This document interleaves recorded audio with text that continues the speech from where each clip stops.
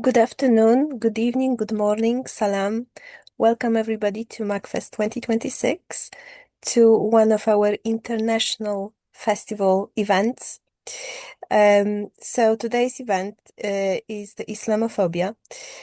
We've got an amazing panel with speakers from all over the world. We say hello to you from the UK, America, France, Scotland, and Spain. So please don't be shy. Say hello in the chat. Tell us where you're watching us from. If you are an artist or you know anybody who is a Muslim and is an artist and is based in the UK, please give them a heads up about the art competition that is open at the moment until 15th of June on MACFEST website. Yes, hello, Maura Cross from Glasgow. Welcome to MACFEST 2026. As I said, it's Islamophobia panel. So if you have any questions or you would like to share any thoughts on this topic, please use the chat or the Q&A portal. Our esteemed panel will be challenging the misconceptions and the misinformation and disinformation and sharing their experience. So if you do want to share anything or join the conversation, you're most welcome to do it. Our host for today, Shamim Chowdhury, will be monitoring the chat and she will be scooping all the questions towards the end of the event. So let me just tell you who she is. She's a British Bangladesh international journalist with more than 20 years experience in television, print and radio. She has worked for Al Jazeera English, TRT World, AP and NPR. Most recently, she was in Bangladesh reporting on the country's historic elections, and she has also moderated MACFEST events in the past, and quite a few. So some of you might remember her from other events. Shamim, over to you. Thank you, Katarzyna, for the lovely introduction, as usual. Good morning, good afternoon, and good evening to everyone joining us from all across the world. Assalamu alaikum, and welcome to another fantastic MACFEST 2026 event. Now, I know that some of you are regulars here at MACFEST, and it's great to see you again. For those of you joining us for the first time, welcome. We are delighted to have you with us. As Katarzyna mentioned, my name is Shamim Chowdhury. I'm a journalist with a background in TV, print and radio, and I am absolutely delighted to be your host for the next hour and a half. I'm particularly excited about today's event. It is MACFEST's headline event, and it is on one of the most pressing issues of our times: Islamophobia and Muslims in the media. Now, just before I introduce our esteemed panel of guests, I want to briefly remind ourselves of what Islamophobia is. A widely used definition comes from the All-Party Parliamentary Group on British Muslims in the UK, which states that Islamophobia is rooted in racism and is a type of racism that targets expressions of Muslimness or perceived Muslimness. It includes, but is not limited to, irrational fear and is often embedded in policy, legislation, and media narratives, all of which create a hostile environment. Now, we all know that there's a lot of debate and discussion around the term, but what we also know is there is ample data to show that there has been a rise in anti-Muslim sentiment in all forms across Europe, the US, and indeed other parts of the world in recent times. We also know that examples of Islamophobia include physical or verbal abuse, stereotyping, labelling such as terrorists, and negative media portrayal. All of this has led to a detrimental impact on the lives of millions of people across the world, including an impact on their mental health. Now, to discuss all of this and more, we are honoured to have among us a very distinguished lineup of guests from all over the world. Our special guest today is Dr. Imam Shamsi Ali, who is joining us all the way from New York. He is the director and Imam of the Jamaica Muslim Center and president of the Nusantara Foundation. He did his BA and MA in Islamabad and his PhD from the University of Southern California. He is known for promoting interfaith dialogue and has received numerous awards and co-authored the book Sons of Abraham. He is also He also regularly speaks at global forums, including at the UN, and is often seen on international media outlets such as Al Jazeera and CNN. Dr. Imam Shamsi, a very warm welcome to you. Thank you. Next, we have Linsay Taylor, who's joining us from Glasgow. She is the CEO at Muslim Engagement Development, or MEND. This is a UK-based non-profit dedicated to tackling Islamophobia in all its form. Her leadership work involves making organisations fairer and more inclusive and connecting them with communities that serve in a lasting way. She's been a board member of the Muslim Council of Scotland for 3 terms and has represented the Muslim community as chair of Interfaith Scotland. Linsay's background is in law and international human rights law. Welcome, Linsay. We also have CICChief Boukharsa, who is a Moroccan philologist specialising in Arabic and Islamic studies, in which she has a degree from the University of Granada. She joins us from Spain. She's actually in Granada. CICChief is also an activist specialising in gender equality and cultural diversity and is an expert on Muslim feminism. She's one of the co-founders of the award-winning Afro collective media outlet. Not only that, she has competed in Taekwondo at university level, representing the University of Seville, and won medals for it. So a multi-talented person we have with us today. Welcome, CICChief. Now, we are expecting a couple of other guests. I'm not quite sure when they will be joining us. When they do, I will give a brief introduction. But in the meantime, welcome to all the guests all the panelists that we have present at the moment. It is great that we will get a truly international perspective on the subject. Now, before we get to hear from our guests, a very quick reminder. Katarzyna has already mentioned on it, but just a reminder that this is an interactive session. It will last for about an hour and a half. We hope to hear from the panelists in the first hour, and then we will throw over to the audience. So please feel free, as Katarzyna said, to leave questions or even just comments in the chat, and we'll try to make sure that we get through as many of them as we can. And do let us know who on the panel you are directing your questions to, and don't forget to let us know where you are tuning in from. Now, enough from me.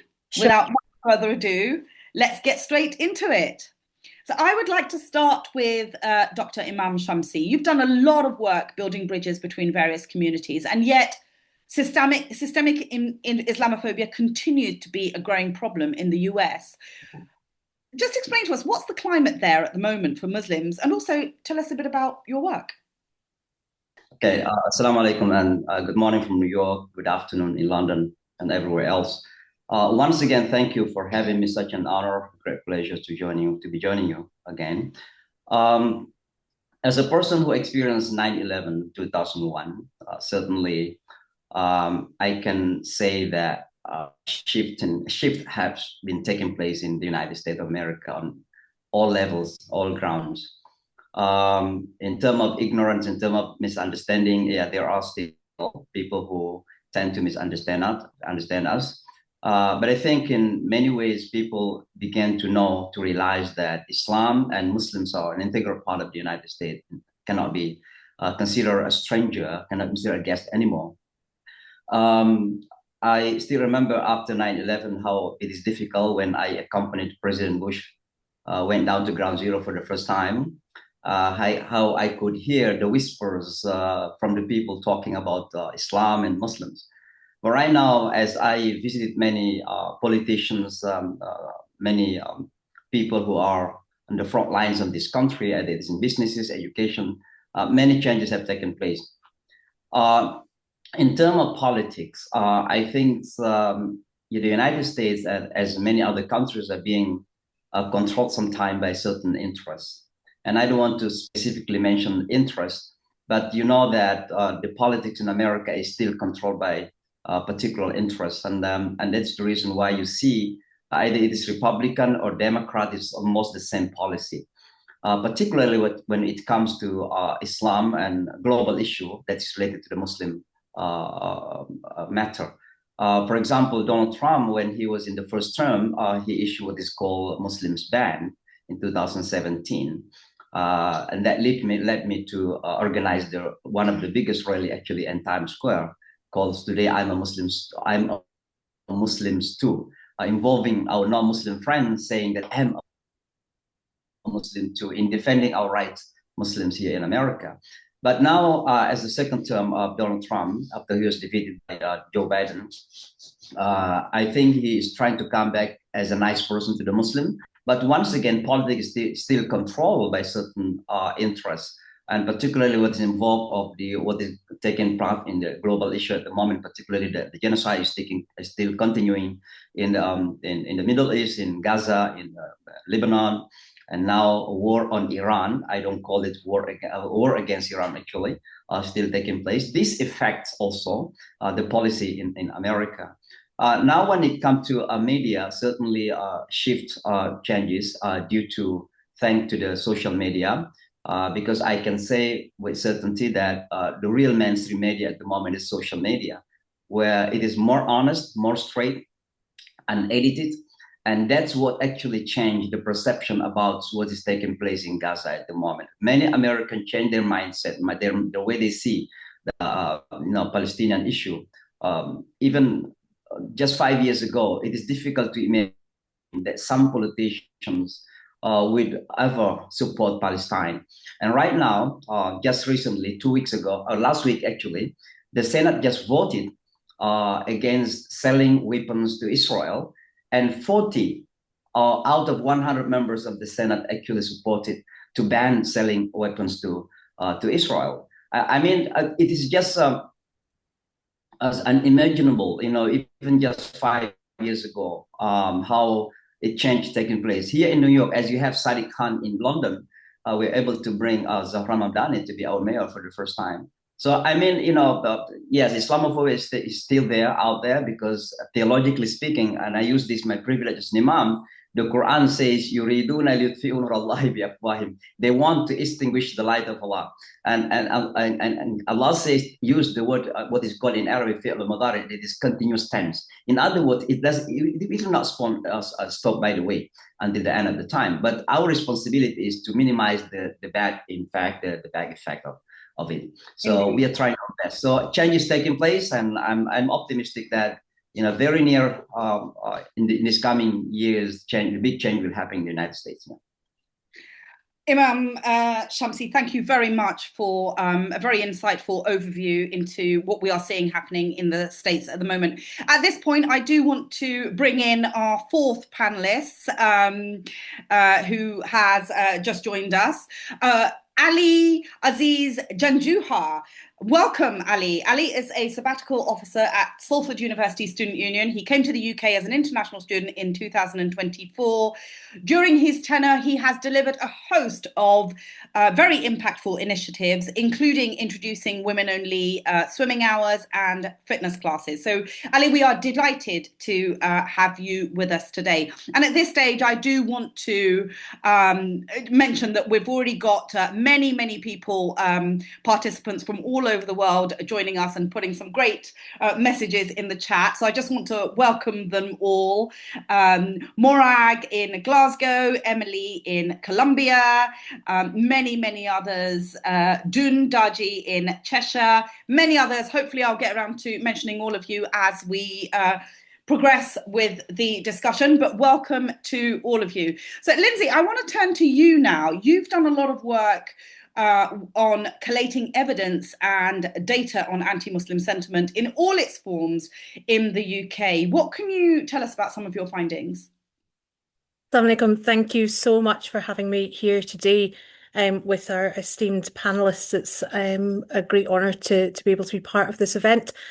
So yes, at MEND we have worked for many years about collating evidence and bringing together different information around what Islamophobia looks like in the UK. Now, one of the things I want to highlight is Islamophobia is the street-based violence that we see and we hear. It's the attacks that have happened on mosques, especially recently, where we saw 27 attacks across the whole of the UK within less than 6 months period. And that was with some mosques being attacked on multiple occasions. It was also with some mosques being vandalised, yes, but some mosques actually having full-blown attempted terrorist attacks being carried out on them.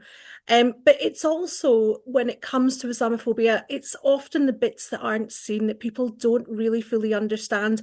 It's the discrimination in the workplace, it's the exclusion and the marginalisation, it's the being able to access education but being treated slightly different when it comes to your education journey. It's about the fact that as a Muslim woman, once you get to interview stage, now let me just highlight that you're 3 times less likely to get to a job interview simply by having a Muslim sounding name in the UK, unfortunately. But it's once you get to that interview stage as a Muslim woman, you're more likely to be discriminated against with the 3-pronged approach, because many Muslim women they're Muslim, of course, they're women, of course, and many are ethnic minority as well. And they're often asked in interviews about their caring needs and requirements for family members, which we know is not permissible here in the UK under discrimination and equality legislation.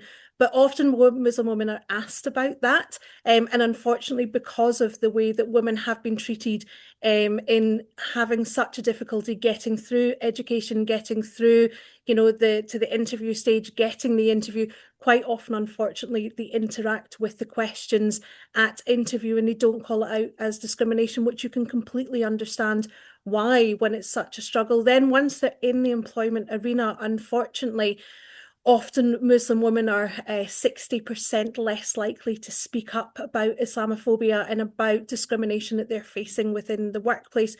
Now, this is all information that we have in some of our easy read guides around Ramadan and so forth, because what we have found that is if workplaces are actually more inclusive and they do, engage with the need for prayer, the need for Ramadan and so forth, actually Muslims and other individuals, because this isn't just about Muslims, this is actually about equality across the board. When you interact with people and their needs in the workplace, they're more likely to stay for 6 years rather than the regular 2 years within an organisation when needs are not met and fulfilled. And that means actually that employers are, having to spend less on recruitment, on training and so forth. So actually for many organisations, it's much better to engage properly and in a more cohesive way for everybody. But what we find is that time and time again, we see the stats against the community being stacked up. But I know that we're going to talk more about media and about things that we can do. So I'll bring that in later. Thank you. Thank you very much, Linsay. And I think you have touched on a very, very crucial point that is, apart from anything else, any form of discrimination in the workplace, it's just not productive. It's just not economically viable. So that should be reason enough to, seek to treat the challenges with the seriousness they deserve. Thank you so much for bringing to our attention some very, very important points. I want to turn to Ali now, because I'm very interested to hear about how the young students are being affected by Islamophobia. You're a sabbatical officer. What's your experience of Islamophobia in higher education institutions, and what do you hear some of your fellow students saying about it? Hi, Shamin. Assalamu alaikum. First of all, thank you so much for the very nice introduction. I believe for me, someone who recently came to the UK and, when arriving here, and the very first thing that happened with me was if we heard about an incident that happened in our university's library that affected some member of the Muslim community that are in our university. So probably this was something that initially came off as something new to me, because primarily I'm someone who belongs to a country that has Muslim majority people over there. So when I heard about such incidents, then definitely that was one of the things that came as a surprise to me and probably many other Muslim students that thought that came to this country as someone who is new. But apparently I think it's with the institutions that you work with, whether they are sensible about a particular problem. So let's just say in my case, I studied at Salford. So initially, I think the student union and the university at that particular time were quite serious about this particular event, and eventually made Islamophobia working group where we had people from the student and the staff community, and they have regular meetings. And the very first thing that they did was that they define Islamophobia from the university and the student union perspective. And just to kind of give you a context about the University of Salford's definition of Islamophobia, it says like Islamophobia is a form of discrimination, intolerance, hostility, irrational fear, or hatred directly towards Muslim and those perceived as Muslim, as well as their belongings and place of worship. It is also known as anti-Muslim hatred. And now, like stepping into this role, being part of the working group, we are kind of working on some principles and a guidance pack to be made available for all the staff members. That's just in case if any such incident happens again, we all know what sort of instructions we have right there, and those are some things that could be followed. But after the recent far-right protests, where though they were mostly anti-immigration protests, but at the same time, I think that those have been something that has impacted the Muslim community a lot. And probably we have observed some of the Muslim students, particularly feeling a bit scared coming to the university to pursue their classes. Like I have personally been reached out by students asking, like, is it safe to come to the campus? Because I think recently when there were some flags that were put around across the UK, so that was something that was quite not well taken by some Muslim students and staff. So I think moving on, the kind of place, the kind of institution where I work with, so we have made sure like all the students who arrive to the campus and the staff as well, if they are from a culturally diverse background, so they feel safe. There have been some measures that have been put in place, but at the same time, I think with the recent climate that is surrounding around Islamophobia and anti-Muslim hatred, this is still something that needs quite a lot of work that needs to be done from a national level, and hopefully eventually comes down to university and other higher education institutions. So yeah, these are some bits from my side. Absolutely. It's very heartening that you and your colleagues are working tirelessly to combat this issue. But as you say, there is still a lot of work to be done. Now, I want to get a Europe-wide perspective on this. I'm going to bring in CICChief, who, as I mentioned, is in Granada, in Spain. Can you give us a sense of what the climate is around Muslims is in Spain? Because Spain is generally considered to be a more tolerant country. Is that your experience of it, CICChief? Salam alaikum. Thank you so much for the invitation. I know, I mean, lately with the exterior politics, I'm sorry for my English. Spanish is Arabic is my first language, and then English is like my third or fourth, so I'll be Your struggling. English is excellent, so please don't apologize. Yeah, so like we are very confused, like racialized people, especially Muslims and Black people who lives inside Spain, we are very confused of how internationally Spain is considered like this tolerant country, and it gives an image of a very open and very multicultural country, but we should look very closely of what these people are suffering inside Spain, you know? And how especially the topic of Islamophobia. Because if we think about Islamophobia from the US or other countries, we're like linking it to this war on terror, like post 11 September. But here in Spain, we're dealing with a much older phenomenon, you know, like part of this structural system that has racialized and dehumanized Muslim people throughout the history. And I'm talking about Muslim people. I'm not talking about migrants. I'm talking about Muslim people who are autochthonous, who are part of this society, and that has been wiped away since 1492, and we have treated Islam and Muslims as something external, as something migrant and strange to the country and territory. So even though we come to Alhambra, we come to Granada, we find Muslim spaces, we can visit them, we contribute to them, but it's like we're taking Muslim heritage without the Muslims, you know? So this is very a looting logic, and it's very a logic of I don't know, like I see it like a very schizophrenical society, you know, when they renegade their identity, but at the same time, they take profit out of it, you know.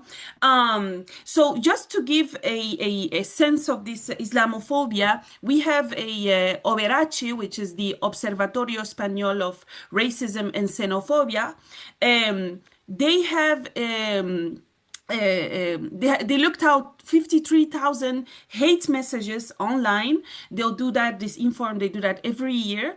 And more than 90% of xenophobic, racist messages online target North Africans and Muslims. Because here we're not talking about Islamophobia as a broader way, we're talking especially of Morophobia, because Muslims from North Africa are racialized differently from Muslims who comes, for example, from London or from the Gulf countries and stuff like that. You know, we have an intertwining of racism, negrophobia, and Islamophobia. So we're talking about a specific kind of hatred, which is morophobia, you know, that has to do, of course, with the history of Al-Andalus and has to do with the expulsion of Muslims who were autochthonous to this country, you know. So yeah, when we are talking about 90% of hate messages that has to do with Islamophobia and Morophobia, so racism here is very defined and very targeted to North African and to Moros, what they call Moros, you know. We had two events that happened in Torre Pacheco, if you look it out. They have organized what they called Moors huntings, La Casa de Moro. So we have organized groups that goes out to the streets to hunt Muslims and to hunt Moros, North Africans. So like it's a very organized racism, and we have also a lot of impunity because here in the law there's no recognition of Islamophobia as a hate crime, you know, you just find it as an aggravation of hate crime. And that tells us a lot about how the violence experienced by the Muslim community here in Spain is systematically invisibilized, you know. And of course the consequences of this invisibilization, we can see it in Palestine nowadays or in other countries, you know.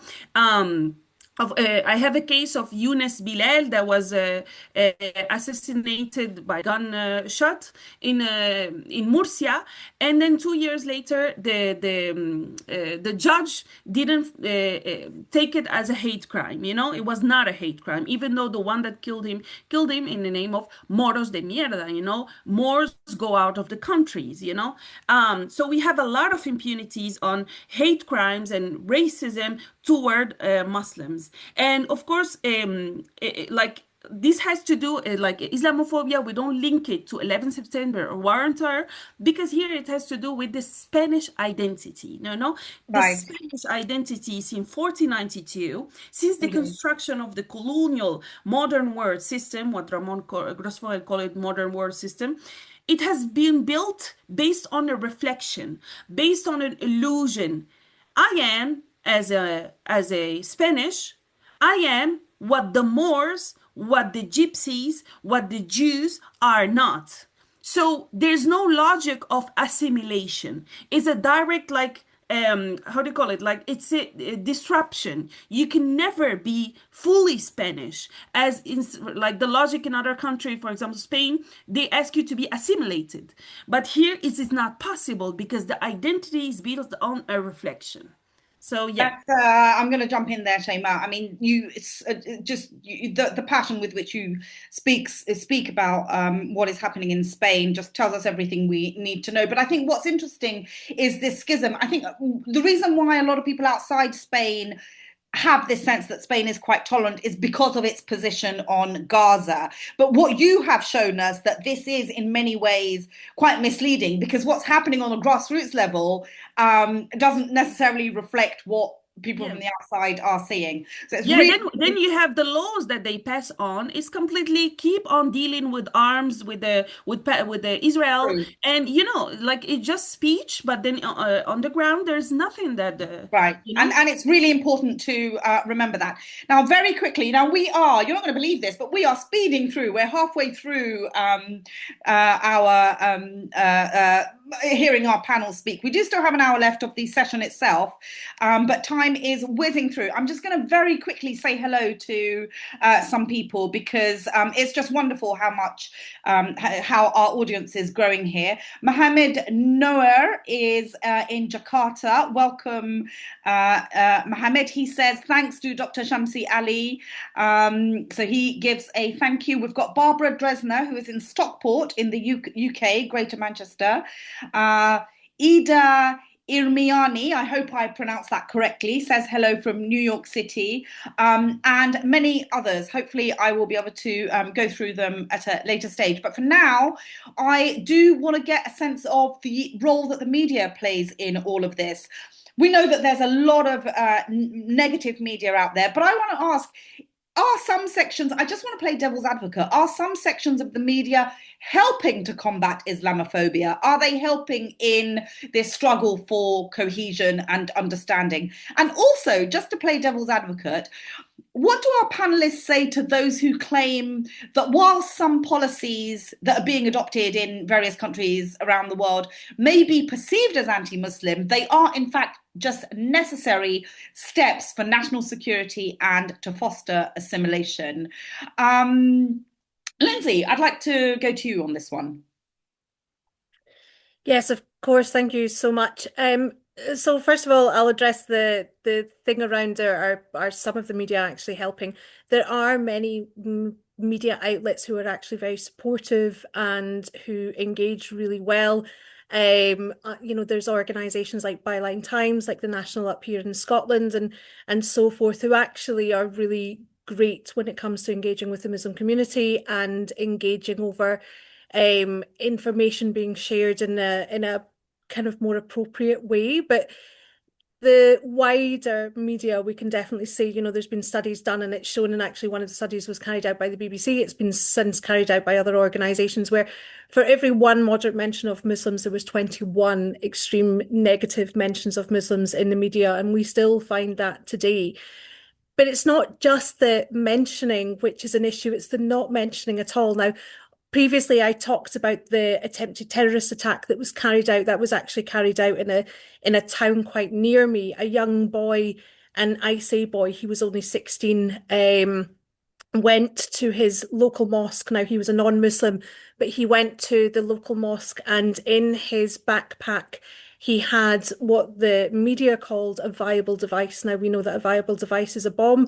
It had a viable device in it. It had other weaponry in it. And his intention was to go into that mosque and carry out a terrorist attack. Now, that was not reported in the media, apart from very local media, for quite some time to begin with. It was only with the intervention of our regional manager here in Scotland, Daniel, who actually wrote an article and sent it out to media outlets saying, why are you not talking about this? Why are you not engaging with this? Especially when there has been such a high level of instances of mosque attacks recently.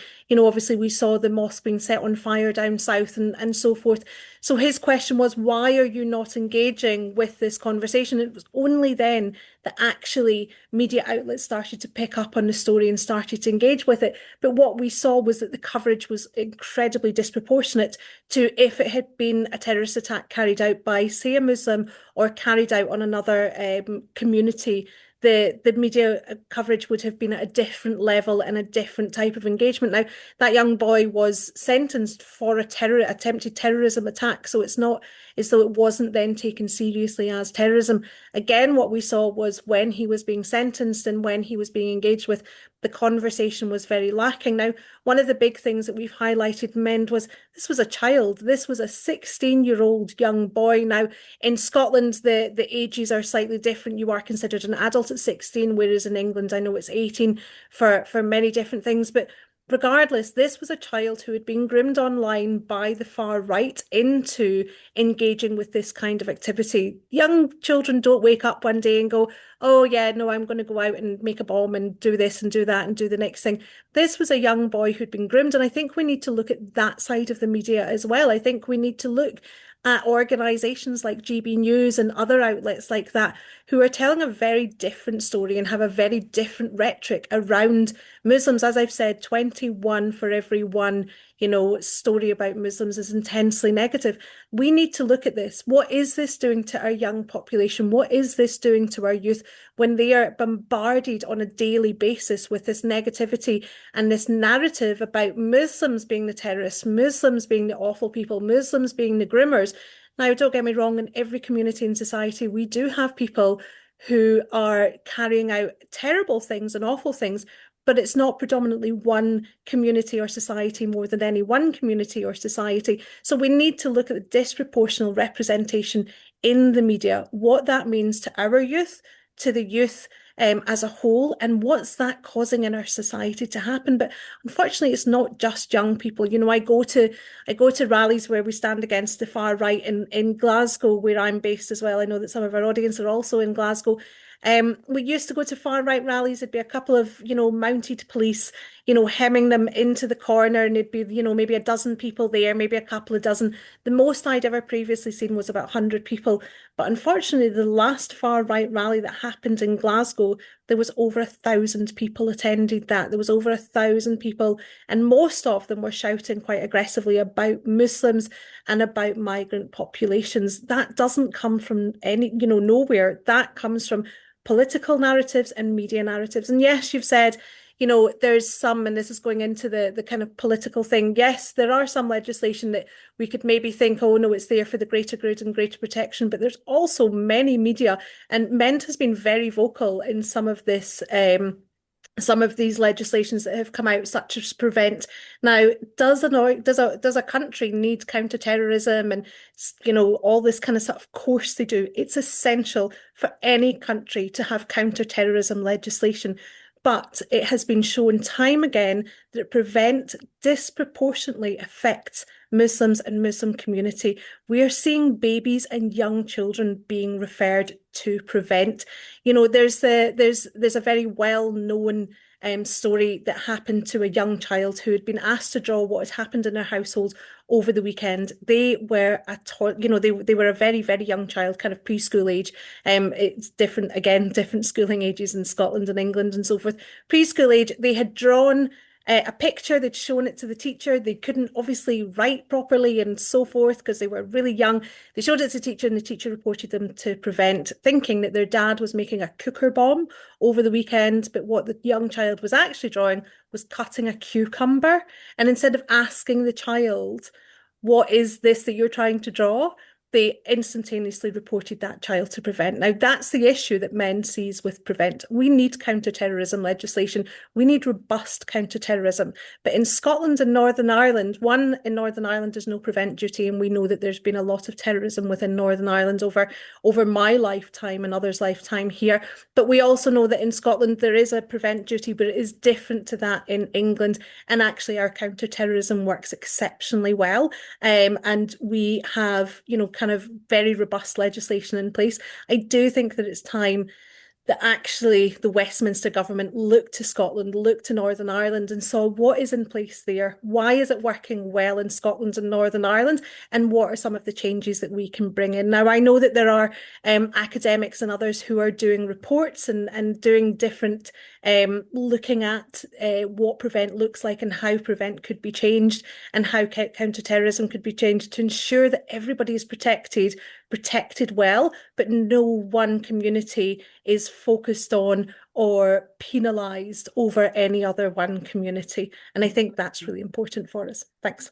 Absolutely. You're absolutely right that there really needs to be a whole lot more, many more conversations around this. And crucially, there needs to be we need to take a very hard look at policy and the impact that it's having. Dr. Imam Shamsi, I would be really interested to hear about your take on the media representation of Muslims in the US. I mean, you deal with members of the community on a daily basis. How would you say media portrayal of Muslims is impacting them? Yeah, I think Sister Linsay has said everything that I wanted to say, particularly disproportionate representation, but also disproportionate labeling Muslims, suspect for example, called as terrorists, while others are called mentally ill. This is disproportionate labeling, but also visual priming stories in Islam. For example, the use of the word wars, niqab, explosions. All these are used, to represent the Muslims. But also as you may remember, after 9/11, there are some terminology created by President Bush, Islamist, We don't know there's Muslim. There's no such Islam. It's actually a new terminology. Or jihadis. We don't know jihadis. What we know is mujahid in Islam. But all these are created actually in order to create certain image about the Muslims. But also misrepresentation. In the United States, there are less than approximately 1% of Muslims here. Less than 6% of Muslims, so-called U.S. domestic terrorism, presumably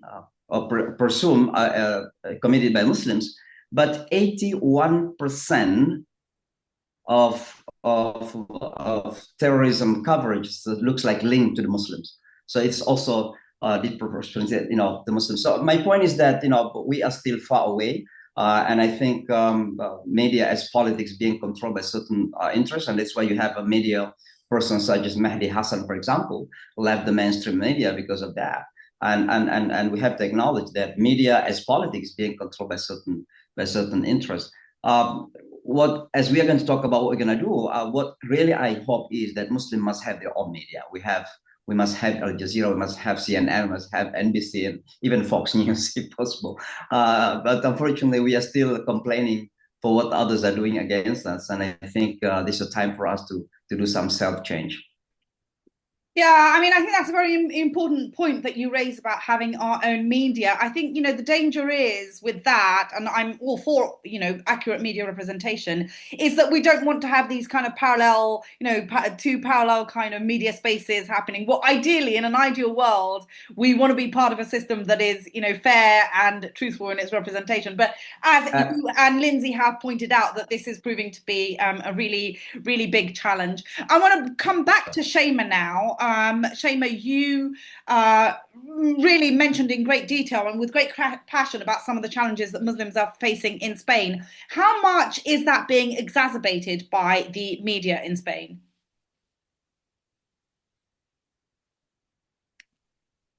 Oh, I think you've got you're muted. I think you have to unmute yourself.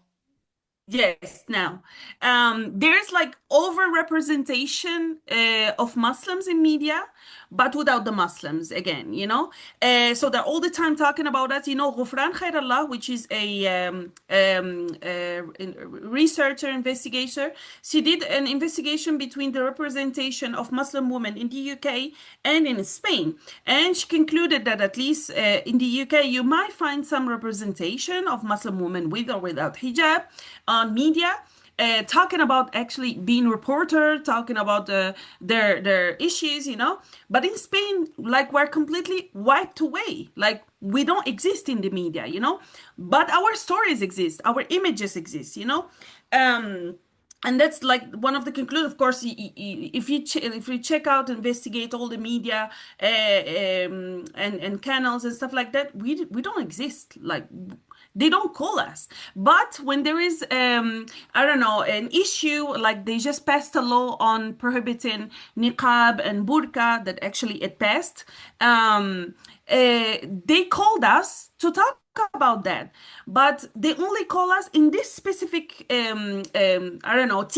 only to talk about hijab, only to talk about Islam, but you would never find Muslims talking about economy, talking about feminism, like, we don't exist in that topics. We only exist in some specific moment to talk about Islam. And of course, you're not the one writing the script, or they don't pass you the script before. You're just there to somehow represent all the Muslims in Spain, and of course in cinema and culture and stuff, like, we don't exist. We're only very, very Orientalist images, and of course this construction of the Muslim woman, it doesn't construct only as the other, as the different other, but as the measurer of a civilization of a society, and they always portray us as a threat to Western European values, there you go, the Muslim woman in hijab, that will put on a threat all the equality, gender equality we have gained as white women all these years, so you exist as a threat to Western European values, and this is very dangerous because it's an open invitation to violate Muslim women.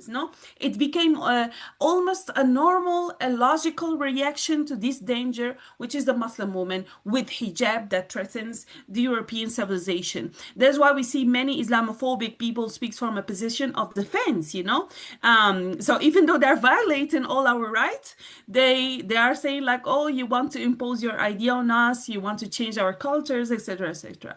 And also, from the colonial imaginary, especially Islamophobia toward Muslim women, like especially here in Spain, even from the left wing, they see us as the heartbreaking image of the savage in the mirror. It's a concept of Roger Bartra.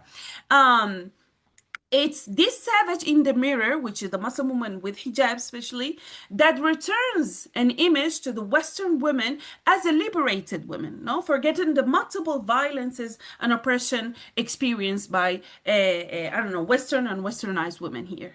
So they only mention us to give a reflection of a very liberated country, a very liberated society, and opposing to these Islam and these Muslims, So there's an over-representation at the same time, we're not there, Yeah, so I think what we're talking about is a very specific framing to suit the agenda of many of these organizations. So if Muslims are given a voice, it's within a certain very constrained and often misleading and very narrow kind of framework. And also this lack of agency for Muslim women and men to tell their own stories. And I think this is really, this is a problem that, has been going on for a very, very long time. And, it seems like it remains a really big challenge. Really not enough has been done about it. There have been some steps in the UK, I would say, but certainly across Europe, it remains the crux of one of the issues that we're seeing here.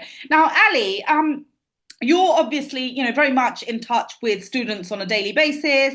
Many of these students will be impacted as they enter the workplace by Islamophobia. What kind of feedback do you get from them about, how they see themselves, Muslim students, how they see themselves and their families being portrayed in the media?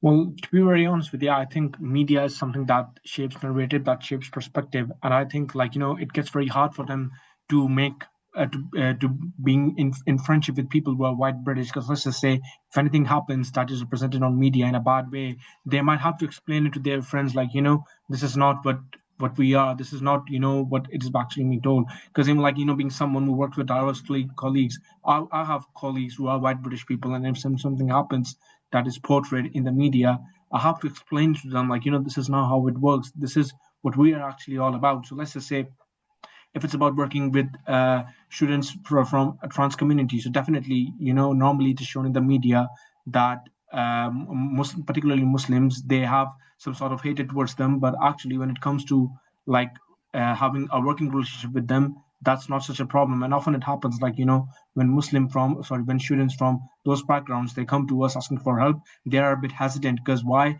The media has shaped the narrative. Media has told them that Islam, they hate people based on their sex or ethnicity. But at the same time, I think when it comes to a working relationship, we know what are our boundaries, we know what sort of work we can do. So I think it's quite hard for a student to explain, particularly with their friends, because I think in the present time, most of the students, the only problem that they are having at the moment is to find a sense of belonging, is to feel that they are not lonely. And how is this gonna help out when they will start making friends? And definitely, I have seen most of the Muslim students, they are friends with students who are Muslims. So I have often seen it very less where Muslim students are friends with people, let's just say white British. And I think it's because of the narrative that's being developed by the media. And I think, just because of that, we might need more Muslim journalists and probably more channels that kind of show the people what actually Islam is and what is actually being shown to them by the other media. Because I have recently started seeing a channel that's called DM News English, and I've seen they have quite started working on a lot of stuff where they are actually portraying the actual identity of us being Muslims and what is being spread around by other media channels. So I think that's quite a good of an initiative that has happened. But I think by involving more young voices like students in leadership, and on top of that, by having more Muslim journalists, I think we do have some sort of we will be in a better position to make sure that Islam and Muslims are better represented across the world. Yeah, but the challenge remains that it's still, you know, very difficult for many people, many Muslims, to break into those spaces. But what you have highlighted, and I think this is really important, is just exactly the pernicious impact of anti-Muslim sentiment that we're seeing in the media, and it's dividing communities. What you said was how your Muslim friends are finding it difficult to forge friendships with non-Muslim friends, because this barrier has been created, you know, as a result of what people outside of our community are seeing, you know, in the press. And this is really, you know, I think this is, you know, one of the most pernicious aspects of this message, these messages that we are seeing from sections of the community. Now, I'm just going to very quickly say hello to a whole bunch of other people, because it's so wonderful to have all of you with us today. Philippa from Plymouth. She's saying this is so interesting, especially for an atheist, white, British Muslim. Nothing but love for my Muslim friends who have been like family. Thank you for your lovely comment, Philippa. It's wonderful to read these. Dedi Gunawan Saputra says hello to everyone. Sayuti Ayesrathi, please forgive my pronunciation. Assalamu alaikum from Jakarta, Indonesia. We have Susie Balchova, who is saying salam and shalom to everyone. Thanks for this important panel. Susie in Manchester. Thank you, Susie. That's really wonderful for you to say so. Destiny, hello, Destiny from Oklahoma. In the US. Morag has some comments to make as well. I'm going to try and get to those once we've had a discussion about this kind of last aspect of this subject that I want to bring in. Thank you all for your comments. It's really wonderful to know that we have such great participation. Please leave some comments, because we will be coming to them very, very shortly. Please leave some questions, because we would love to hear your thoughts on everything that we have discussed today. Now, so we're coming to the last section of this panel discussion. Sadly, we've touched on so many aspects of Islamophobia. Our panelists have been just so insightful and so brilliant. But I do want to focus very quickly on solutions now. Dr. Imam Shamsi did mention when you opened up the discussion earlier on about some of the positive things that are happening in the US. I just want to hear from you all about, and we know that countries including Canada, the US and Australia have set up advisory bodies, for example, that are linked to governments. We also know that far-right leaders are being removed. Viktor Orban in Hungary is the most recent example of that, and he's been openly anti-Muslim, you know, pretty much ever since he's been, you know, in power. So these are all positive signs. Now, I would like to end this discussion on a positive note, but I am going to very politely ask you to keep it as brief as possible. So yeah, I mean, I'll start with Ali this time, I think. Now, give me some. You must be hearing about. You know, you're doing a lot of work. Some of that must be having some kind of positive fruition. Do tell us about that.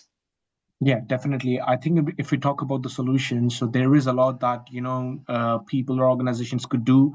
But if we talk particularly about the sector that I represent, so I think that the way that we are already been doing some amazing work in regards to defining what actually Islamophobia is, and kind of, you know, doing some sort of workshop and focus groups where we are inviting students, staff and other members who can come and can have an actual understanding of what actually that means and how we can tackle that. And on top of that, maybe, you know, introducing some sort of guidance back in there with the people. So let's just say if any such thing happens, first of all, how to identify what are the basic principles that make a particular issue Islamophobic. So I think giving basic understanding to people about the particular issue, that what this is, I think this is something that could be quite handy. Another thing that we recently did, and I think that needs to be adopted across all the higher education institutions and probably other organizations as well, is anti-Islamophobia training. So we recently had this guy called Ali Milani, who delivered an Islamophobia training to the staff members of Salford SU. And after that particular training, when I tried to take some feedback, because that was something that I had to ask the organization to be arranged for all, so that we could do more inclusive events. And when I talked to some members of staff, took some feedback, and they were like, there were loads of things that we were not aware of, that they are Islamophobic. And after having this training, I think there is a lot that has been understood by us, and building out to what we learned from here. This is something that, we will keep on doing. And apart from that, I think, again, from the sector that I represent, more needs to be done, more event needs to be done in regards to celebrating the days that Muslims celebrate often. So let's just say we have Ramadan, and we do have Eid after that. So probably, if talking from my institution, I think the good thing that we did was, throughout the Ramadan, we offered free iftar in the faith center, and it was open to Muslim and non-Muslim students as well. So let's say for non-Muslim students who are having some food crisis and all that sort of stuff, they can eventually come. And by the end of the Ramadan, we had a grand iftar where we have people from the university senior leadership team and collaborated with the student union. And on top of that, some of the Muslim students, they also volunteered. So those sort of events kind of make the students and their families feel that they are actually at the right place and they are at the safe place, and makes them feel that they actually belong, they actually thrive. So I think these are the sort of things that needs to be done in order to make sure that if people, particularly Muslim, they are attending a particular place, or they're going to certain events and stuff, they feel like they belong there and their voices are heard. So these are like my 2 cents on that. Thank you. And that, of course, is very much in line with what the Ramadan Tent Project has been doing for many years now, and being very, very successful at it, even though this year it's had some, very nasty comments from a certain Tory MP. But nonetheless, I think what it's achieved is bringing communities of all different faiths together. And I think that's what we need to continue doing. I want to bring in CICChief now, but I can't. CICChief, are you there? I can't see you. Am I don't know if she had to leave, or do say hello, CICChief, because I'd love to hear your take on the kind of grassroots works that's happening in Spain. Are you there? Maybe not. All right. Well, hopefully she'll come back. But let me turn to Dr. Imam Shamsi.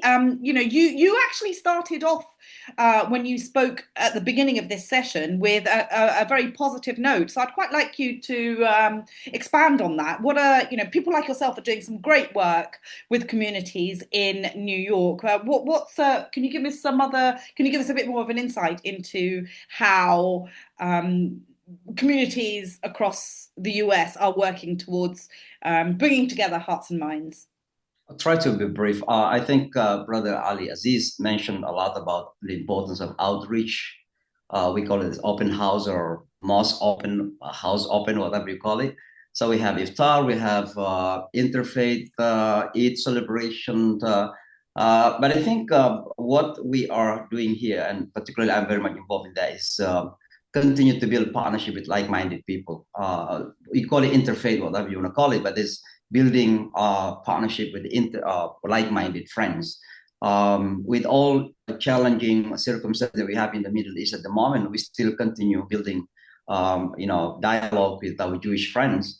And in fact, for me and my partner, Rabbi Schneier, actually, Islamophobia and anti-Semitism is this, just the same coin, two sides of the same coin. So we are fighting for each other.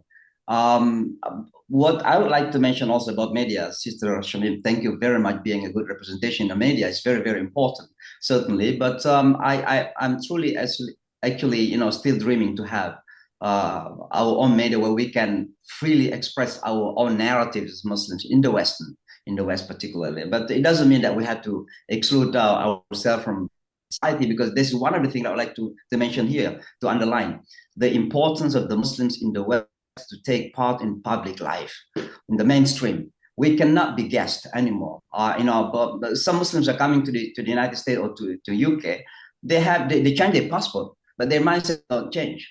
They feel still out. I'm in Egypt, I'm in Pakistan, I'm in Bangladesh, like Sister Shamim, you are already in UK, you're already in Bangladesh. You don't want to take part in the political process because, look at the Muslims, Muslim immigrant in the West. They pay attention more in the political situation in their country than in domestic political situation. And one of the reasons why we're able to bring Zohra Mamdani, because we changed that mindset that we must take participation. And more than 90% of Muslims in New York City took part in the political process. So I think it's very important that Muslims must change in order to change the circumstances. We cannot just complain all the time. There is a verse, and this is my privilege as an imam. The verse in the Holy Quran says, Allah sent a messenger from among them people, from among their own people. What is the meaning minhum, from among them people? Because it means when you live in UK, have that UK mindset. Integrate without melting, integration. So it's very, very important because sometimes, once again, we don't care about domestic. And this is our future here. This is our children. I have 2 grandchildren already. So this is my place. And so I have to take care of it. And so the last point I'd like to underline is that in order to change Islamophobia, we need to do some self-change. Right. Well, that really is food for thought. Now, Linsay, I want to ask you. I just want to pick up on something Dr. Imam Shamsi mentioned, and that is greater participation in public life. So we've heard about there are fantastic grassroots initiatives, NGOs, charities doing amazing work across Europe and the US and other parts of the world, bringing communities together. But what we really need, for long-lasting and impactful change, is a change in policy. And do you think that is that is just about more Muslims participating in the political process, or does the system itself need to be addressed? I think both. I think it's really important that the system needs to change, because what we've often found here in the UK is that many Muslims don't engage, especially younger Muslims, because they feel so disassociated with the system. Now, obviously, there are organisations now like Men to encourage to get out and vote, and as does MCB, and we now have TMV, the Muslim Vote, as well, which really encourages Muslims to engage. And I think, our esteemed colleague has really highlighted that, and I think it's so important. Engagement is incredibly important. We all need to vote. We all need to get engaged in the democratic process and system. But what we find is that if we don't engage, we're told that we're not engaging and that we don't care and all this kind of stuff. But when we do engage, what we find in the UK is that what we're told is that we're not being democratic by engaging. We're not being democratic by encouraging people to get out and vote and register to vote. We're told that, in the last by-elections that just happened recently, we were told by some parties that we were family voting and we were, going en masse to the polls, and our husbands were telling us who we were supposed to be voting for. Couldn't imagine my husband telling me much about what I'm supposed to be doing, to be honest with you. But at the same time, it's kind of that thing of we are persecuted if we do and we're persecuted if we don't. So yes, I think engagement is incredibly important, and I think we need to disregard what the papers are saying, because we know that we are taking part in a democratic system and we have a democratic right to do that. But what I think we also do is we need to change the system. We need to ensure that everybody feels that they can be included in a proactive manner. We need to feel that everybody does feel as though their vote counts and counts exactly the same as everybody else. We need to ensure that we're not marginalising communities from this democratic process that we're all just trying to take part in. I think the other thing for me is, MEND as an organisation, we deliver training on Islamophobia, we deliver training on politics and media, what politics and media are, and so forth. I think it's incredibly important that the Muslim community take part in these training sessions and engage in them. But more importantly, I think non-Muslim organisations need to take part in these training sessions. Non-Muslims need to understand what Islamophobia is and how it affects our community. I am a revert to Islam, and my family are not Muslim. My husband's family are, so half my family are, half my family aren't. Many of my own family don't understand the difficulty and the discrimination faced by Muslims every single day within their life. Islamophobia is a cradle-to-grave issue. We need to make sure that the institutions and organisations have an understanding of what Islamophobia looks like, and that we're not claiming victimhood. What we're doing is saying we just want the same starting block as absolutely everybody else.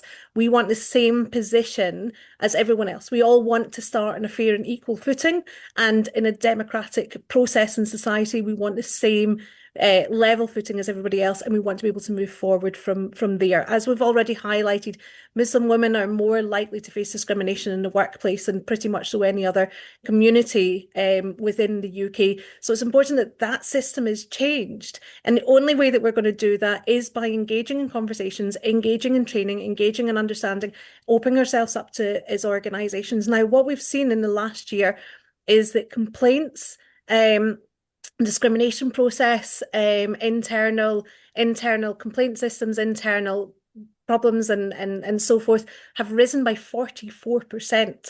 So how do we address that? Do we just carry on working within the same system that we have and hope that it just gets better? No, we need to engage in actually changing the narrative, changing the conversations. And Muslim communities can't do that by themselves. You know, we're only 6% of the population here. We cannot change the system by ourselves. We cannot. And I know a lot of people will be like, oh, here comes the Muslims trying to change the system. No, I'm trying to make it fair for everybody. That's what MEND as an organisation is doing. That's what most Muslim organisations are doing. They are simply trying to make the system fairer for everybody.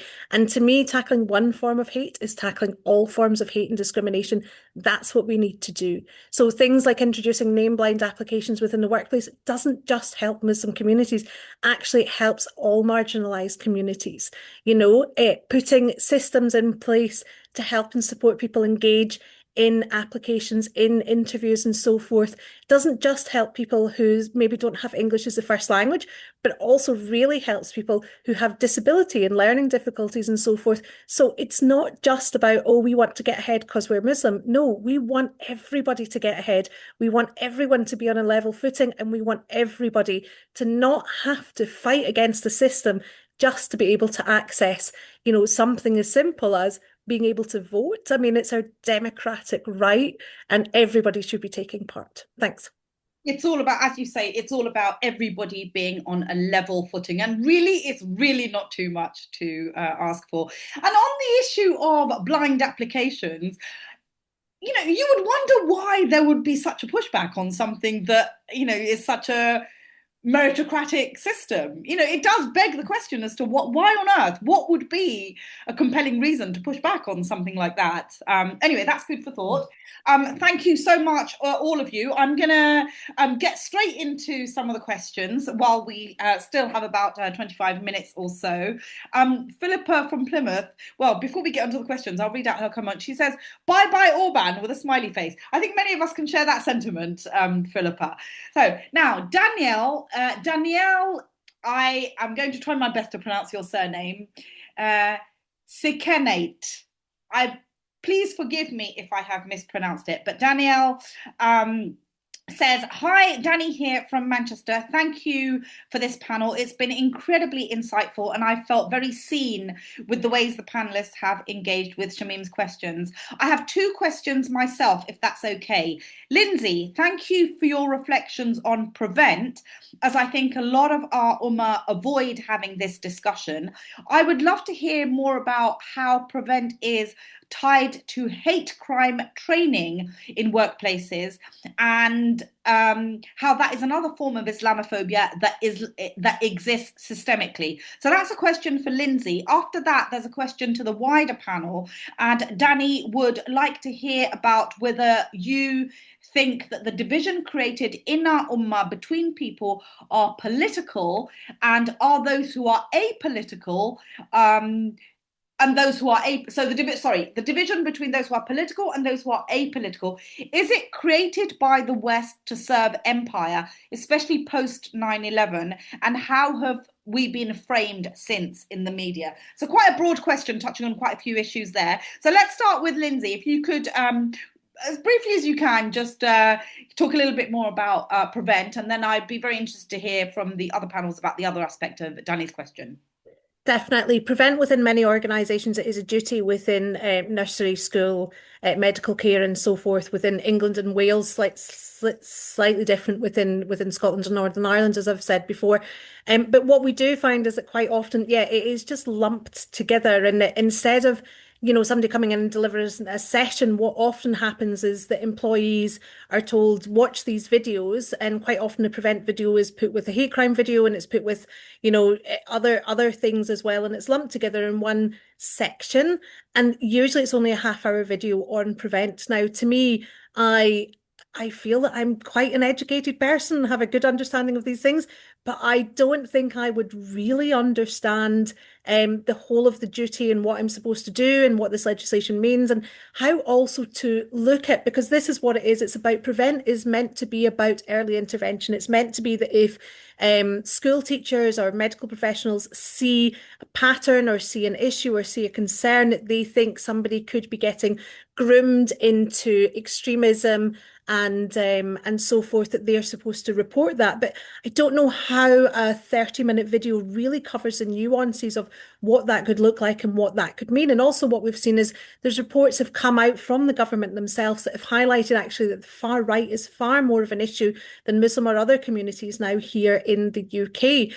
And I don't think Prevent is actually addressing that as an issue to the same level that they're possibly addressing issues within the Muslim community and so forth. And I think that really needs to be addressed. I think especially if they do keep Prevent and don't engage with it in a different way, I think what they do need to do is make sure that they're delivering it and training and interacting with it in a different way. Because this isn't just my thinking and this isn't just men's thinking. This is people who are taking the training and having to engage with the training because of their jobs coming to us and saying, we don't feel that this is actually preparing us for what we're supposed to be doing. We don't feel that this is properly engaging with us. Now, the other thing to me is there is an organisation called Prevent Watch. They are a great organisation and they have lots of materials and information about Prevent, about the duty, and about understanding the process a little bit better. So anybody who has more kind of interest in Prevent and wants to learn a little bit more, I would definitely recommend that they go and interact with Prevent Watch, and also MEND has materials as well. Thank you very much for that, Linsay. Let's get the views of other members of our panel here. We've just got Ali with us and Dr.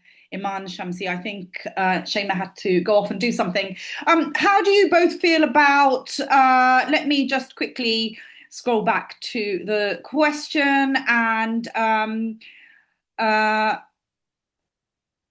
yeah, so how do you feel about this? Do you believe that these divisions between the ummah, the political and the apolitical, do you think it's been stirred up by the West? What are your thoughts on that, especially post 9/11? And how have Muslims been framed in the media, which we've already touched on? But yeah, I'd love to hear from you, Dr. Iman Shamsi. Yeah, I think there's a kind of interconnections, but what I would like to focus on is on our own selves. If we come back to our own teaching, and I'm here as an imam talking, Islam always want us to come back and do some self-reflection. Whatever happens in our ummah is actually going on us. What's wrong with us before we are blaming others? Look at, for example, there is a chapter in the Quran called Surah As-Saff, and it's just begin with, or you who believe, why you say things that you don't do? Oftentimes we blame others because of the problem that we are having, including disunity. We are divided, and then we blame others for their divisions. We don't deny the possibility of that, the existence that they want to divide us. Because we know the colonial mindset. We understand that historically speaking, there's a colonial mindset. But if we come back to the teaching itself, the Quran says, this ummah is one ummah. This ummah is one ummah. Muslims are but brothers and sisters in this regard. But we don't listen to the Quran. Instead, we are listening to others. I have a privilege of being one of the khatib at the United Nations. And oftentimes I ask these Muslim diplomats from different countries, what you have done for our brothers and sisters in Palestine to help them. And oftentimes they smile beautifully and said to me, Imam, each one of us has certain national interest. National interest. In other words, because of that word national interest, Muslims cannot come together. Now, what do you mean with national interest? National interest in the hands of others sometimes. Either it is economically speaking, or now look at what's going on in Iran at the moment. How one single Muslim country affects economy worldwide. Just Iran, because of the Hormuz. You can imagine if 57 Muslim countries can unite. And we need to balancing the power at the moment. The problem is that the Muslims cannot unite themselves, and that's the reason why there are certain countries. I have to mention the United States, for example, feel that the United States can do what they're going to do because Muslims are not united, and we need the Muslims to be united. And so again, coming back to the question, we can say we can blame others, but more importantly, we have to come to ourselves. We need self-correction. That's what it is. I think it's always enlightening to self-reflect, regardless of whatever religion you belong to. Ali, would you agree with Dr. Imam Shamsi's observation? Do you think there needs to be self-reflection within the community, as well as acknowledging some of the systemic challenges that the community faces? Well, yeah, I think definitely there are challenges that are currently been existing, and at the same time, I think we need to consider them if we really want to make a community. And in regards to the question that was being asked, I think I might not be an expert in that field, but I personally think after 9/11, Muslims were often framed through a security lens, and probably it created a narrative of good Muslim, bad Muslim, moderate and radical. And I think that framing created the division within the Ummah. And I think the good Muslim was often seen as a quiet and constantly proving loyalty, while the bad Muslim was anyone who was outspoken about injustice, foreign policy, or Muslim issues globally. But I think that was the narrative that can serve the empire because division weakens unity. And on top of that, I would also say we need to be careful because not every less political Muslim is being manipulated, and people engage differently based on safety, background, and personal circumstances. And the real issue, I believe, is not political versus apolitical. I think it is whether we let others define what Muslims' identity should be. And last but not the least, I personally think that Islam teaches both spirituality and justice, caring about oppression, dignity, and the Ummah is, I believe, not too political. It's just part of our responsibility. That's what I think. Great. Well, unfortunately, Dr. Imam Shamsi Ali has had to leave us. He says thank you to the audience, and he says goodbye. He's got another appointment. So, but that's fine. We have Linsay with us, and we have Ali with us, and still quite a few questions to go. Danielle says, thank you for your answers. I'm just going to read out some comments now. Morag Cross, she says, she agrees that the discussions like this are interesting, especially for those of us like me who are not Muslim, but are still very interested to hear what other people think and why they think that. It's the reasons for their viewpoints that are most often informative. Thank you so much for that comment, Morag. It is absolutely heartening to have our non-Muslim friends join in these panels, and we really appreciate and value your observations and your comments. And similarly, Barbara Dressner says, we need more organisations like MACFEST. It's such a positive way to learn about communities we know little or nothing about. So we very much appreciate comments of this nature. Another comment from Morag. She says that this is very interesting, and I'd be interested in hearing both Ali and Linsay's comments on this. There are extremists on both sides who don't help.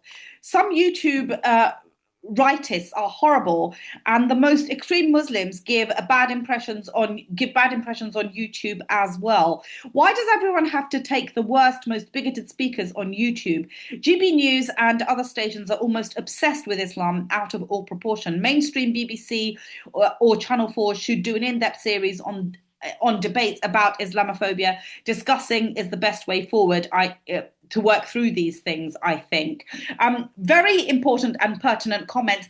But the bit that I want to pick up on is the role of social media. When we discussed the role of the media, we didn't really expand on the impact of social media. And we know how it has become, the social media has become a space where extremism is allowed to flourish. Linsay, can you give me your thoughts on that, please?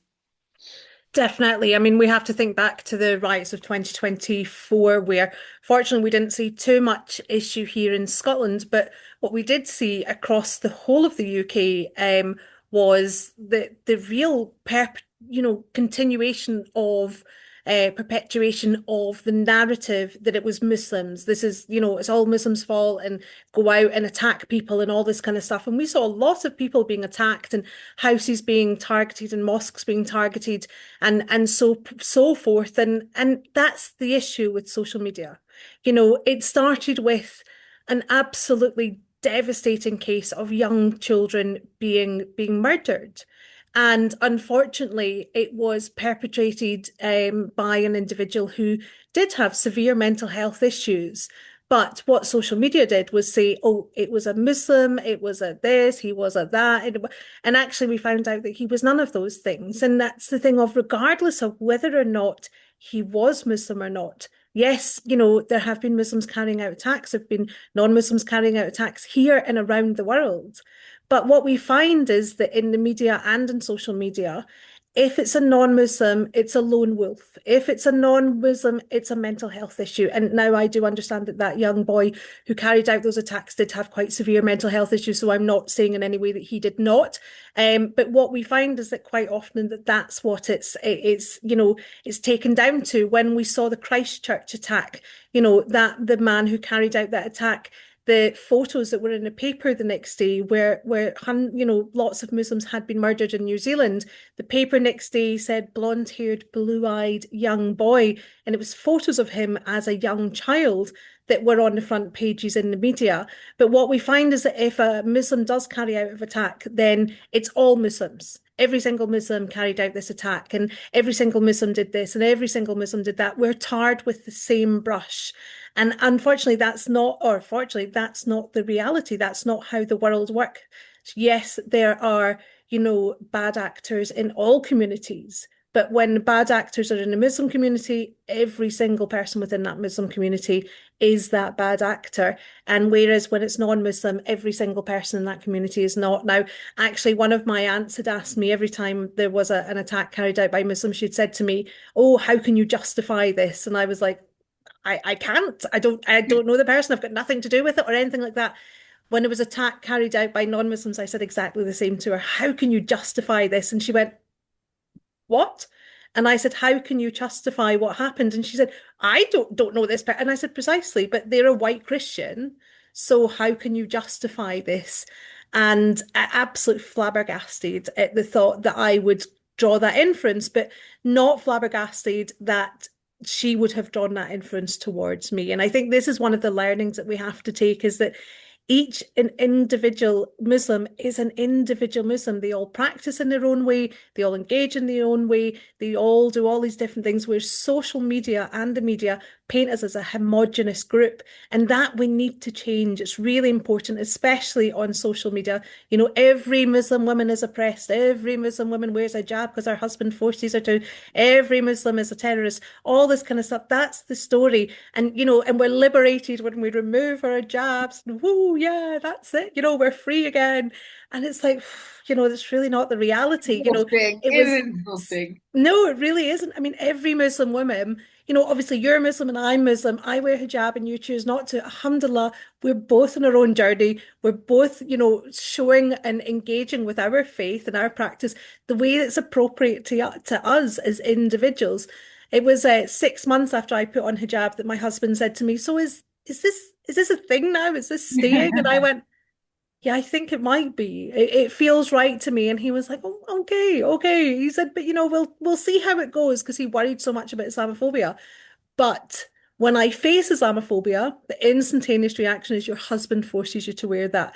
On social media, when I do videos for men and so forth, that I am an oppressed Muslim woman whose husband forces me to wear that, not a CEO of a Muslim organization with a degree and a master's degree, which my husband supported me through both of them. And I think that's the big issue.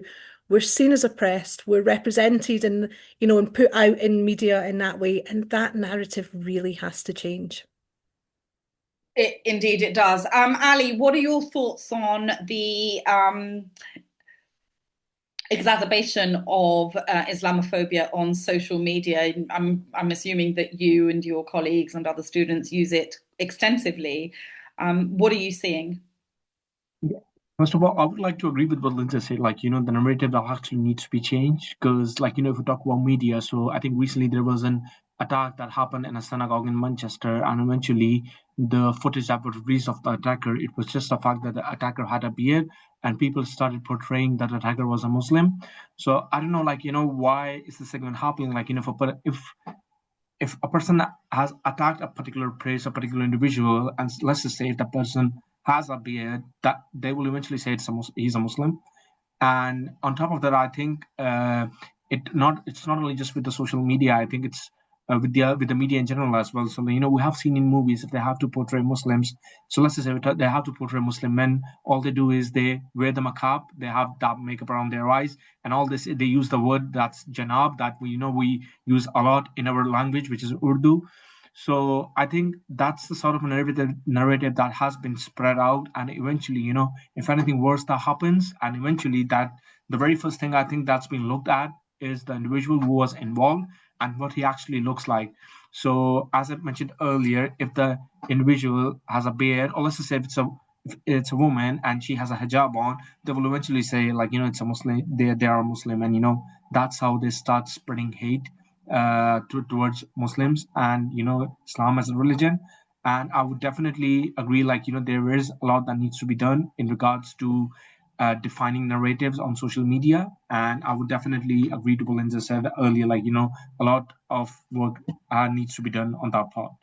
But I think the big problem with social media is that it is largely unregulated. And I feel I can say that safely because I remember a couple of years ago, I saw a string of posts on what was then Twitter, now X, referring to Indians as the P word. I'm not going to repeat it here, but the racist P word.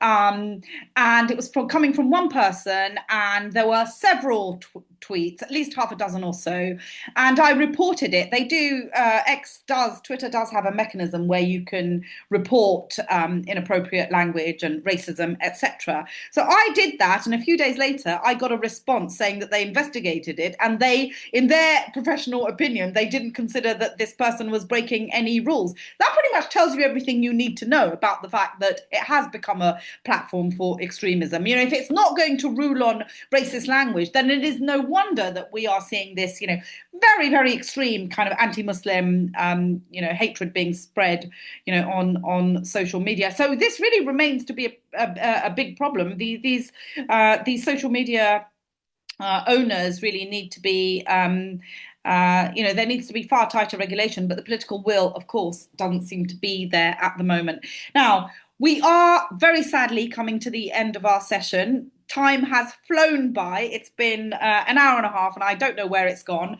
It's been absolutely fantastic. But I do want to point out that the session will be available on YouTube. So all of you who have tuned in today, who have been listening, please feel free to rewatch it, share it with your friends, colleagues, and family. A massive thanks to our incredible panel, Dr. Imam Shamsi Ali and CICChief Boukharsa, who unfortunately had to leave us. They have other plans, to Ali, Aziz, Janjua, and to Linsay Taylor. We really, really appreciate your time and your insight. You've been absolutely wonderful.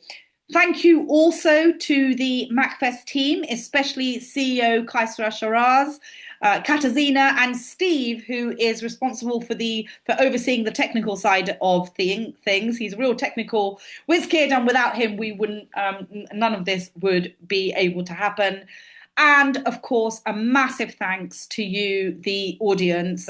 None of this would happen without your participation. That is what makes these events so successful. I apologize for not being able to mention all of you. There's so many names on the list there, but just know that we are extremely grateful that you have taken the time to join in and take part.